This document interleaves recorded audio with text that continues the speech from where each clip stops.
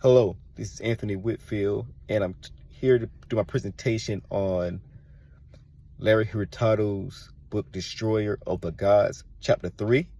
And the title of that chapter was A Different Identity. A Different Identity.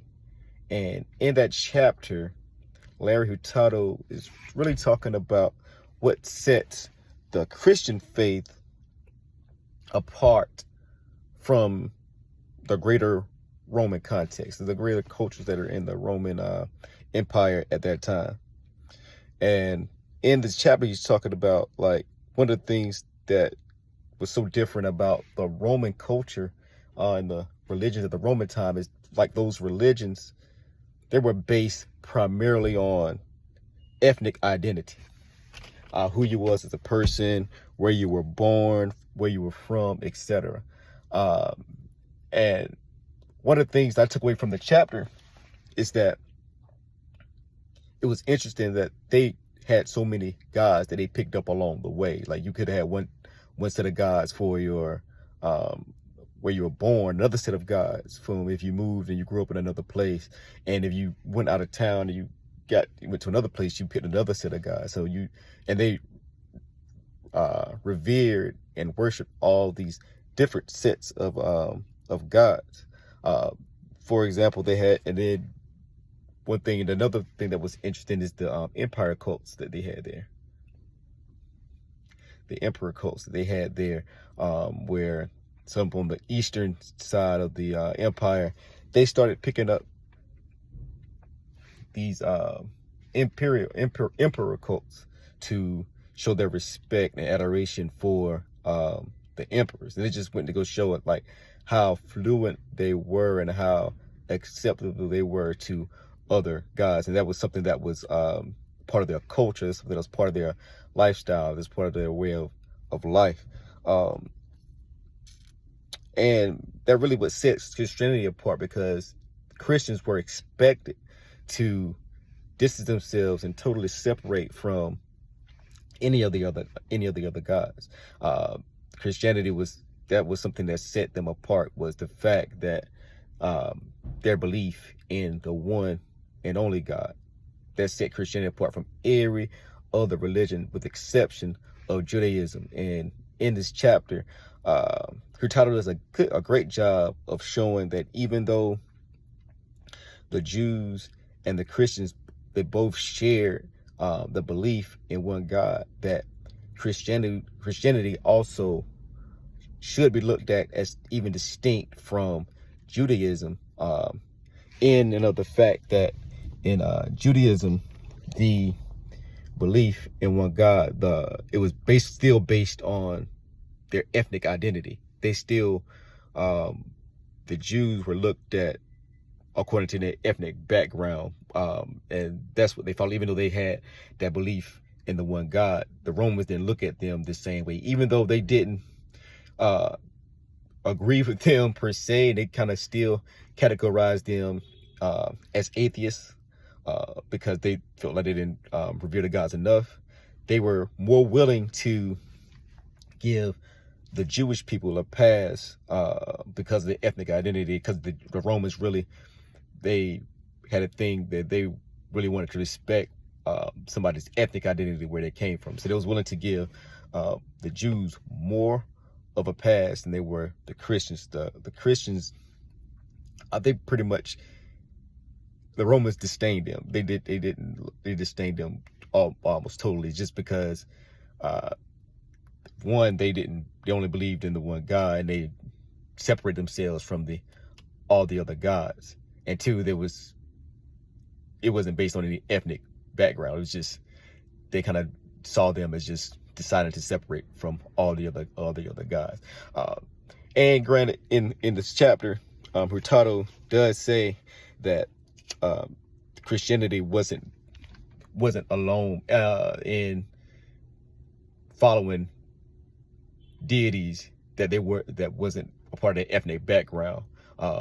Besides Christianity and Judaism, he also talked about the mystery cults, or voluntary religions, where the people would go out and they would connect themselves with other ethnic identities, not ethnic identities, other religious backgrounds. And you describe those as mystery cults. And one in particular that a couple that grew in attention was the cult of Isis and the cult of Mithraism. And these two, they gained a lot of popularity at the time. But even though they gained a lot of popularity, and even though, yes, it wasn't based on the ethnic background, it was voluntary, they still wasn't seen on the same level at Christianity as being distinct, because they still welcomed the worship of other gods. Even though they didn't separate themselves from worshiping other gods, they still revered the other gods. So they were still worshiping all the Roman and Greek pantheons of gods and everything else. But they also you could volunteer and join that, which was a little different from the rest of the Roman culture, but it still wasn't the same level of distinctness as the Christian faith, because the Christian faith required that you separate from the gods totally. And in this third chapter, Hurtado does a really great job of highlighting that fact. And he also goes into talking about the labels of Christianity. One that he used that really caught my eye was ecclesia, which we in the contemporary time is ecclesia. It's always referred to as being the church. We hear that a lot. We know in various circles you hear people refer to ecclesia as the church a lot of times, but not really knowing that background of that label. And it was interesting to see how when Paul uses that, he was using that as a way, of showing the gathering of believers, and he wanted to use it as a term to as distinctness between the way the Christians gather versus the way that the Romans gather. He wanted to show that distinctness between the groups. And this was just an excellent chapter overall to me. I thought Hurtado did an excellent job, along with the rest of the book, just to showing that distinctness of the Christian faith, how distinct Christianity was in the Roman times. Because we know that it was, but just to see how he breaks it down to show, no, Christianity was different than any other religion.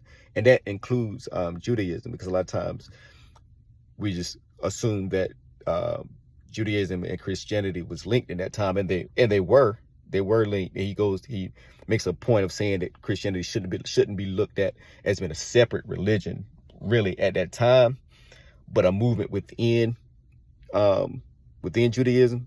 But yet and still, even though that was the case, he still does a good job of showing, like, yes, that's true, but it still became to be shown as something different than even Judaism was, because the Jews, like it goes on the chapter, it was a part of their ethnic identity.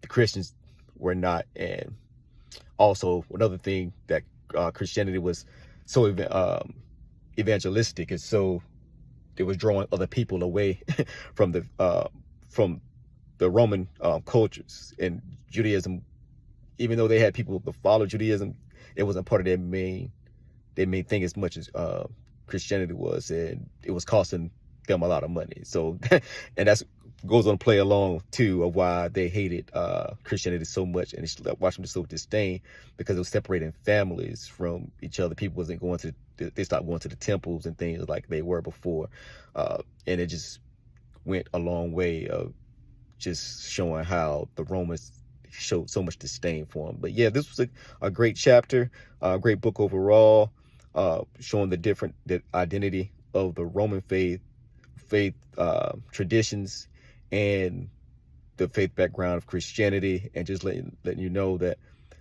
as Christians, we have a long history of being distinct, even at that time, and that's something that we still today should look forward to continuing to stand on.